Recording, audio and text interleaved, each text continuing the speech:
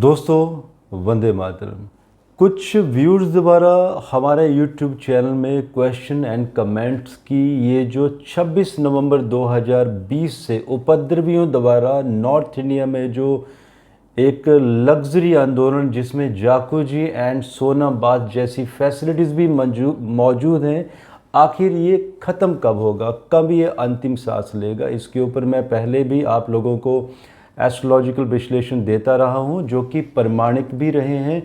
और अभी कुछ दिन पहले भी मैंने 14 सितंबर को एक वीडियो दिया था जिसमें मैंने कहा था कि ये आंदोलन अभी अचानक ही बहुत बड़ा भयंकर रूप ले लेगा, जो कि 20 नवंबर तक परेशानियां ज़्यादा बढ़ेंगी, जिसमें 22 अक्टूबर मैंने एक ट्रिगर पॉइंट बताया था कि इसमें ये और भी भयंकर रूप लेगा। अब तो आप लोगों के कुछ क्वेश्चंस की अब इन उपद्रवियों ने धमकी भी दी है कि ये मीडिया हाउसेस को टारगेट करेंगे। दोस्तों इसमें कोई डाउट नहीं है, ऐसा बिल्कुल हो सकता है और इनको रोकना भी सरकार के लिए इस समय मुश्किल रहेगा, क्योंकि प्लानिटरी कॉम्बिनेशन ये कहते हैं कि इन आंदोलनकारियों का इस समय अपर हैंड रहेगा, क्योंकि जो 12th हाउस है भारत की कुंडली का वो एक्टिवेट है विदेशी शक्तियों द्वारा फंडिंग एट्सेट्रा, एंड इसके बारे में भी हम पहले डिटेल में एनालिसिस कर चुके हैं। तो आखिर ये ख़त्म कब होगा, क्या सरकार कोई एक्शन लेगी,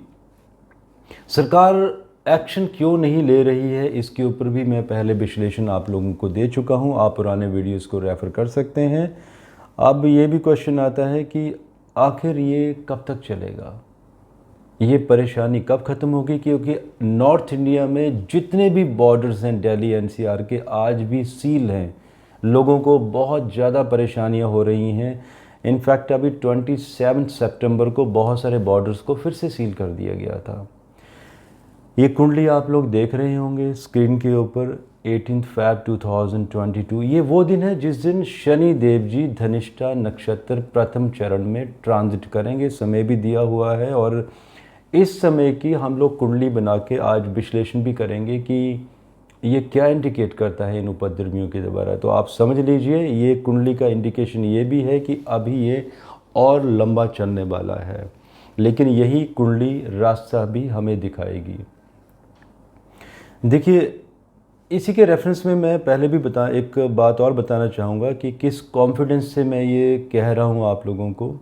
मैंने एक वीडियो दिया था 30 अगस्त 2019 को, सॉरी 2020 को, जिसमें मैंने कहा था कि 26 जनवरी या 27 जनवरी के आसपास एक बहुत बड़ा आंदोलन होगा उपद्रवियों द्वारा। और आप लोगों ने देखा भी होगा कि दिल्ली में जो भी हुआ था 26 जनवरी को भारत की राजधानी में। अब हम देखेंगे कि धनिष्ठा नक्षत्र इस समय की कुंडली, जिसमें कि स्कॉर्पियो असेंडेंट है, केतु लगन में है, केतु चले गए हैं गुरु के नक्षत्र में। जब भी केतु गुरु के नक्षत्र में चले जाते हैं तो ये एक एक्सट्रीम वायरस की तरह काम होता है। और केतु का लगन में चले जाना दिल्ली का समय है, तो भारत किस तरह से प्रभावित होगा। केतु का लगन में चले जाना मीन्स कि ये जो समय है इसमें एक डिमांड उठेगी, एक आवाज़ उठेगी कि राजा को त्यागपत्र देना चाहिए। राजा से अभिप्राय यहाँ पर मेरा हमारे भारत के प्रधानमंत्री से है। तो ये बहुत बड़ा आंदोलन, इस तरह की आवाज़ ज़्यादा बढ़ेगी और राजा के लिए मुश्किलें उत्पन्न होंगी और बहुत ज़्यादा परेशानियाँ भी बढ़ेंगी। और इसका सॉल्यूशन अगर हम थोड़ा सा बैकग्राउंड में चले जाते हैं, भारत की कुंडली के जब मैं एनालिसिस करता हूँ कि जब भी शनि देव जी धनिष्ठा नक्षत्र में जब उनका ट्रांजिट हुआ है, उस समय सरकार का अपर हैंड रहा है सेंट्रल गवर्नमेंट का, जो कि बहुत सख्त रही है और ऐसे आंदोलनकारी एंड उपद्रवियों को सख्ती से कुचला भी गया है। तो क्या अभी ये जो समय आएगा अब फिर से ऐसा होगा? दोस्तों मुझे इमीडिएटली तो नहीं दिखाई देता ऐसा। मे बी कुछ प्लानिटरी कॉम्बिनेशन भी इस तरह से इशारा करते हैं, क्योंकि जनता का सुख देखा जाता है चौथे घर से। अगर हम लगन को भी यहाँ से विश्लेषण करते हैं तो ये स्कॉर्पियो एसेंडेंट जो कि शनि के अनुराधा नक्षत्र का है,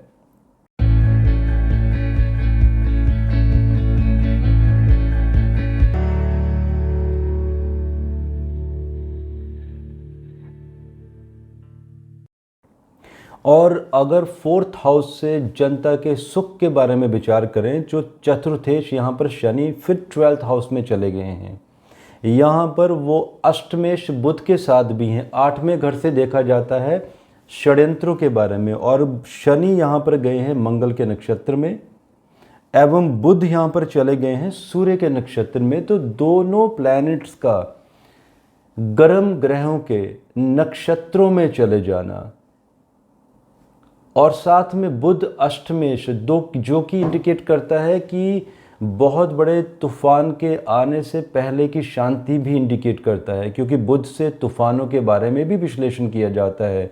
जो भी हमारी भूगोलिक स्थिति या बारिशों के बारे में जो प्रेडिक्शन होती है, मरकरी का बहुत बड़ा रोल होता है। लेकिन यहाँ पर मरकरी एक बहुत बड़े तूफान की तरफ इशारा भी कर रहा है कि जनता एंड सरकार के बीच में। और जनता कौन सी यहाँ पर? ये जो उपद्रवी हैं, जिन्होंने लग्जरी आंदोलन चला रखे हैं, और जिनको अष्टमेश बुध 8वें घर से विदेशी शक्तियों के बारे में भी देखा जाता है। तो यहाँ पर बुध स्वयं साथ में आ गए हैं, तो इंडिकेशन दिखाई देता है कि बहुत ही हिडन तरीके से सरकार की पकड़ में आएंगे लोग, लेकिन 18 फरवरी के आसपास नहीं आ पाएंगे, वक्त लगेगा। और बहुत बड़ी फंडिंग ऑलरेडी अभी चल रही है और चलती चली जाएगी लगातार, और जो कि सरकार के लिए बहुत बड़ी मुसीबतें भी खड़ा करेंगी।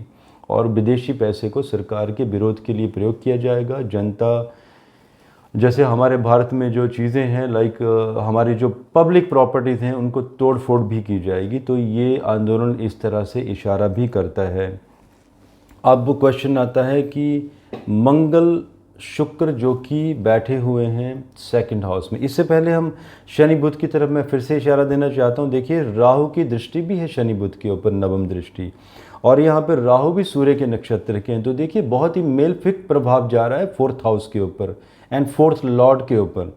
इसके साथ साथ बुध एंड शनि एक पार्शियल पापकात्री योगा भी बना हुआ है यहाँ पर, तो एक अच्छी स्थिति नहीं है ये। और साथ में मंगल शुक्र का 2nd हाउस में चले जाना, ये इंडिकेट करते हैं कि किसी विदेशी महिला द्वारा कोई बहुत बड़ा षड्यंत्र रचा जाएगा, और एक ऐसी महिला जिसका भारतीय महिलाओं के साथ, और कौन सी, जो सेलिब्रिटीज़ होंगी बॉलीवुड में या तो राजनीति में, उनके साथ कोई इंटरकनेक्शन, विदेशों से फंडिंग। और ये जो विदेशी महिला है, ये राजनीतिज्ञ भी होंगी, और साथ में कोई ना कोई सेलिब्रिटीज़ होंगी जो इस आंदोलन को फ्लेयर अप करने में भूमिका निभाएंगी। आप लोगों ने कुछ दिन पहले न्यूज़ देखी भी होगी, शायद कुछ लोग भूल भी गए होंगे, टूल किट के बारे में, जो ये फरवरी में आया था, जब हमारी ये प्रेडिक्शन सत्य हुई थी कि 27 जनवरी के पास कुछ बड़ा होगा, जो कि 26 जनवरी को हुआ था। उसके बाद ये टूल किट की भी खबरें आई थी, और ये प्रेडिक्शंस आप लोग देखेंगे आने वाले समय में। तो ये एक इंडिकेशन भी है गवर्नमेंट के लिए कि हमारे इंटेलिजेंस को सतर्क रहना चाहिए कि कुछ बड़ा होने वाला है। अब देखिए, अब शनि चले जाएंगे धनिष्ठा नक्षत्र 2nd चरण में 19 मार्च 2022 को। अब ये समय आता है, आर्मी का यहाँ पर रोल दिखाई देता है, क्योंकि यहाँ पर सरकार कूटनीतिक तरीके से कार्य करेगी। आर्मी का और सरकार का आपस में तालमेल बना रहेगा।